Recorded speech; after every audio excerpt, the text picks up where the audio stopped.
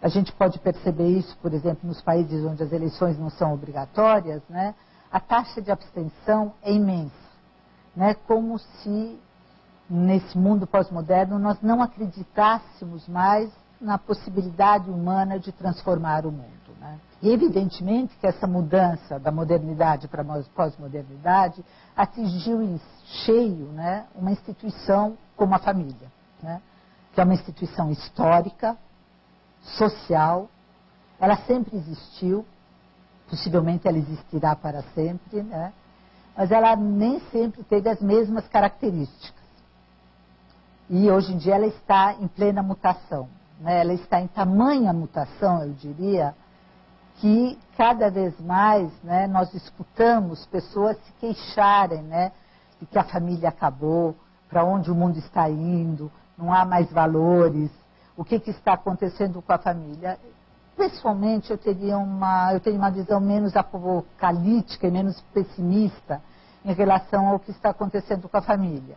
Mas certamente eu tenho que reconhecer, né, que a família está em desordem, né? Esse termo é de uma historiadora da psicanálise chamada Elizabeth Roudinesco, que escreveu um livro, né, com esse nome, A Família em Desordem. E acho que talvez seja o melhor título, né, para a família. Ela está de fato em desordem, não é mais a família clássica da modernidade, mas isso não quer dizer que isso represente o fim da família. E, evidentemente, os sentimentos também são históricos, né? Então, o amor também, ele vai se modificando dentro dessas novas estruturas, né? Então, digamos que essa família, né, com a qual nós estávamos acostumados no Ocidente, né, era uma família monogâmica, conjugal, baseada, cada vez mais restrita, né? Quer dizer, cada vez mais a modernidade foi abandonando as grandes famílias e se fechando, né, na mamãe, papai e seus filhos, né? E a família que nós conhecíamos, né, nesse último século e meio foi basicamente essa família, né, judaico-cristã, moderna, ocidental, restrita e conjugal, baseada, né, na monogamia e numa certa fidelidade entre o casal e baseada num certo, digamos, amor romântico, né? Essa família dominou, grosso modo, né, entre o século XVIII e meados do século XX, né?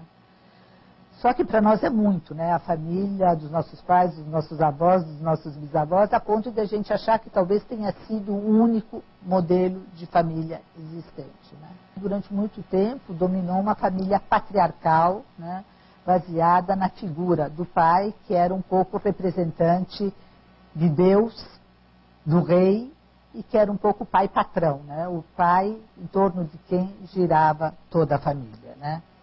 À primeira vista, né, nós podemos talvez dizer, né, ou constatar que essa família contemporânea ela parece bem menos sólida, essa família pós-moderna, do que a família moderna, né? Os casamentos se fazem e se desfazem com muito mais facilidade, né? O divórcio é algo relativamente recente, né, em todos os países do mundo, né? Quer dizer, ele começa a se legalizar por volta da década de 50 e hoje em dia, cada vez mais, esses laços de casamento são feitos, né, na procura de relações íntimas ou de satisfação sexual, e quando os seus representantes, quer dizer, o marido, a mulher, o homem, a mulher, não se sentem satisfeitos, as separações são feitas com muita mais facilidade, né? Mas eu me pergunto mais uma vez, né, será que isto é razão para tanta preocupação? Talvez o termo mais difícil para nós definirmos aqui, né, é o de felicidade e o de infelicidade, né? O que seria a infelicidade e o que seria a felicidade? E para poder trabalhar um pouco esses dois termos, né, eu vou trabalhar um pouco em profundidade agora um texto do Freud que chama Mal-Estar na Civilização, que é um texto muito curioso, né, no percurso freudiano.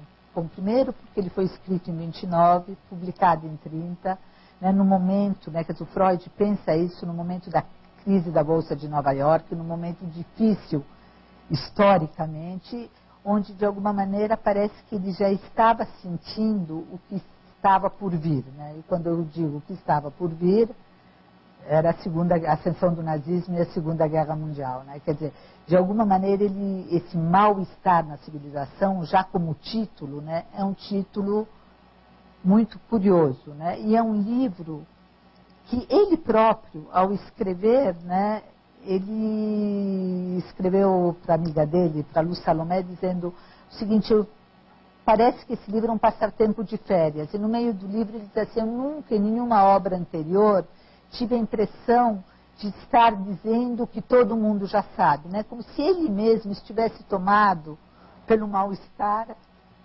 que está no título do livro, né? E a reação dos psicanalistas foi bastante negativa quando esse livro foi publicado, né? Ele foi taxado como um livro sociológico, como um livro secundário, quando, na verdade, né, eu acho que talvez não, eu tenho certeza que é uma pequena obra-prima. Mas é um livro pesado, né? É um livro extremamente pessimista, né? Não é à toa que o Freud é taxado, né, como um autor pessimista. Eu acho que ele é só realista, mas digamos que é possível entender, né, essa imagem de pessimista que ele passa nesse livro, né? Então, o que me interessou basicamente, né, ao querer retomar esse texto aqui com vocês, primeiro é a atualidade dele, né, essa quantidade de livros que retomam esse conceito de mal-estar. E um dos autores que retomou isso de maneira brilhante foi justamente o Bauman, né, num livro que chama Mal-Estar na Pós-Modernidade.